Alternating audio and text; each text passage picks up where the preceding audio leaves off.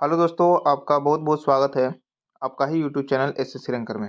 दोस्तों, इस वीडियो में हम एसएससी जीडी का हिंदी का प्रीवियस ईयर क्वेश्चंस को देखने वाला हूं। दोस्तों, जो आपका 13 फरवरी 2023 में जो एग्जाम हुआ था उसका मैं शिफ्ट नंबर 3 लेकर आया हूं दोस्तों।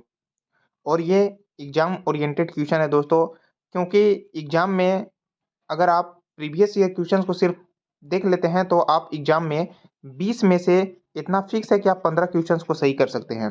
तो इसीलिए आप लोग को प्रीवियस ईयर क्वेश्चंस देखना बहुत जरूरी होते हैं। तो चलिए मैं क्लास को स्टार्ट करता हूँ। यह आपका फर्स्ट नंबर क्वेश्चन बोल रहा है कि वर्तनी की दृष्टि से अशुद्ध वाक्य का चयन कीजिए। बोल रहा है कौन सा इसमें से अशुद्ध है, इसको आपको बतानी है। मैं आपसे असहमत नहीं हूँ, ये आपका सही है। माउंट आबू के मंदिर देखने लायक है, ये भी आपका सही है। मेरे पास 4 रुपए से अधिक नहीं है, ये भी ठीक है। लेकिन यह प्रस्ताव सबको स्वीकार्य है, नहीं स्वीकार्य नहीं होता है, क्या होता है, स्वीकार होता है। तो इसको लिखेंगे हम लोग स्वीकार। तो यहाँ पे शब्द आते हैं कि स्वीकार है, तो इस टाइप से यहाँ पे ऑप्शन नंबर 4 में क्या है, त्रुटि है। नेक्स्ट क्वेश्चन को चलता हूँ। अगला आपका 2 नंबर क्वेश्चन बोल रहा है कि निम्न में से किस वाक्य में अधम के सही पर्यायवाची का प्रयोग हुआ है। तो अधम का जो पर्यायवाची शब्द होते हैं वे आपका निकृष्ट होते हैं, निकृष्ट होते हैं, निम्न होते हैं, ठीक है। और क्या होते हैं, और आपका पतील भी होते हैं, ठीक है। आपका नीच भी होता है, इसको आप अच्छा से लिख लीजिएगा, नीच होते हैं। तो इस टाइप से यहाँ पे ऑप्शन आपका क्या है, 1 क्या है, करेक्ट है। नेक्स्ट क्वेश्चन में चलता हूँ।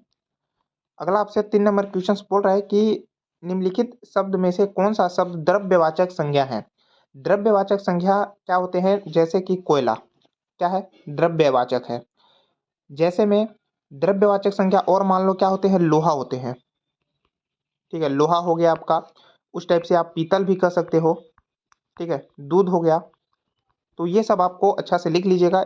अब देखिए साहस क्या है, साहस एक भाववाचक संज्ञा है, भाववाचक संज्ञा है, ठीक है, जिसको हम लोग फील कर सकते हैं। जैसे कि आप प्यार, ये इसको मैं फील कर सकता हूँ, बुढ़ापा, ठीक है। तो ये सब क्या है, भाववाचक संज्ञा है। अब 3 नंबर आपसे पूछा है कि सूरज कौन सी संज्ञा है। तो सूरज जो है एक ही है, क्योंकि सूरज जो होता है तब बहुत सारे होते हैं, लेकिन सूरज सिर्फ है। तो यहाँ पे ये क्या हो जाएंगे, व्यक्तिवाचक संज्ञा हो जाएंगे, व्यक्तिवाचक संज्ञा हो जाएंगे। और व्यक्तिवाचक संज्ञा क्या हो सकते हैं, जैसे लक्ष्मण एक ही है, तो ये व्यक्तिवाचक है। यमुना नदी एक है, दिल्ली एक है, लखनऊ एक है, भारत एक है, तो ये सब क्या है, व्यक्तिवाचक है। अब यहाँ पे विद्यार्थी क्या है, विद्यार्थी जो है बहुत सारे, विद्यार्थी में बहुत सारे आ गया, तो इसको क्या हम लोग बोलेंगे, जातिवाचक संज्ञा। ये जातिवाचक संज्ञा है, ठीक है। और क्या आ सकते हैं, जैसे कि पठार, तो बहुत सारे पठार हैं। जैसे लड़का बहुत सारे हैं, लड़की बहुत सारे हैं, तो ये सब क्या है आपका जातिवाचक संज्ञा है। नेक्स्ट क्वेश्चन को चलता हूँ, उम्मीद है आपको क्वेश्चन समझ में आए होंगे। अगला आपसे 4 नंबर क्वेश्चन बोल रहा है कि जिसमें दया की भावना न हो उसे हम लोग क्या कहेंगे, निर्दयी व्यक्ति है, उसे निर्दयी बोलते हैं। अब देखो अभय किसे बोलते हैं, भय का अभाव जिसमें हो, ठीक है, भय का अभाव, आप लोग इसको अच्छा से लिख लीजिएगा। अभाव क्या होते हैं, उसे भय कहते हैं। अब इसमें निर्जीव किसे कहते हैं, तो निर्जीव के लिए जो वाक्यांश होंगे जिसमें प्राण न हो उसे हम लोग निर्जीव कहेंगे। अब यहाँ देखो निर्भय किसे कहते हैं, जिसे कोई डर न हो उसे हम लोग निर्भय कहते हैं। तो इस टाइप से आप लोग इसको अच्छा से लिख लेना। नेक्स्ट क्वेश्चन को चलता हूँ। और आप प्रीवियस ईयर क्वेश्चन को सिर्फ देख लेंगे तो आप 20 में से 15-16 क्वेश्चन आप सही कर सकते हैं, क्योंकि प्रीवियस ईयर के आधार पर ही क्वेश्चन तैयार किए जाते हैं। अगला आपसे पूछा है कि ये भी आपका वाक्यांश से क्वेश्चन दिया है, बोल रहा है कि जो जाना न जा सके उसे हम लोग क्या कहेंगे, अज्ञेय कहेंगे। अब यहाँ पे आपका प्रमेय किसे कहते हैं, जिसे समझा जा सके उसे हम लोग प्रमेय कहते हैं। अब देखो सर्वज्ञ किसे कहते हैं, जिसे कि सब बातें का ज्ञान हो उसे सर्वज्ञ कहते हैं। अब यहाँ पे आपका है 2 नंबर है आपका अन्याय के लिए वाक्यांश क्या हो जाएंगे, जिसके समान दूसरा न हो उसे हम लोग अन्याय कहेंगे। तो इस टाइप से यहाँ पे मैंने आपको ऑप्शन भी बता दिए। नेक्स्ट आपसे क्वेश्चन दिया हुआ है, बोल रहा है कि अंशु ने अलमारी से पुस्तक निकाली। तो यहाँ पे आपका रेखांकित शब्द का स्थान पर कौन से शब्द आएंगे, तो निकाली आते हैं, जो ऑप्शन 3 करेक्ट है। नेक्स्ट आपसे क्वेश्चन दिया हुआ है, बोल रहा है कि अव्यवस्था के विलोम क्या होते हैं, सुव्यवस्था होते हैं, जो आपका ऑप्शन नंबर 3 क्या है, करेक्ट है। अब देखो गड़बड़ी तो क्या हो जाएगा, सही हो जाएंगे। नेक्स्ट आपसे क्वेश्चन दिया हुआ है, वर्तनी की दृष्टि से अशुद्ध वाक्य का चयन कीजिए। इसमें से पूछ रहा है कि अशुद्धि कौन सा है। तो ये सब आपका क्या है, सभी शुद्ध शब्द है, लेकिन इसमें क्या है, यदि दावा लोगे तो बुखार कम हो जाएगा। अब बुखार कैसे लिखाता है जी, तो बुखार इस टाइप से लिखाते हैं। अब लिखा कैसे है, इस टाइप से लिखा है, तो इसी में क्या है, अशुद्धि है, जो ऑप्शन नंबर 2 क्या है, करेक्ट है। उम्मीद है क्वेश्चन आप लोगों को समझ में आए होंगे। नेक्स्ट आपसे क्वेश्चन बोल रहा है 9 नंबर, चांदी की अपनी रोशनी नहीं होती, अपितु वह आदित्य से प्रकाश पाता है। अब यहाँ यहाँ पे पूछा है कि सूरज का पर्यायवाची क्या होते हैं, तो सूरज को क्या कहते हैं, आदित्य कहते हैं।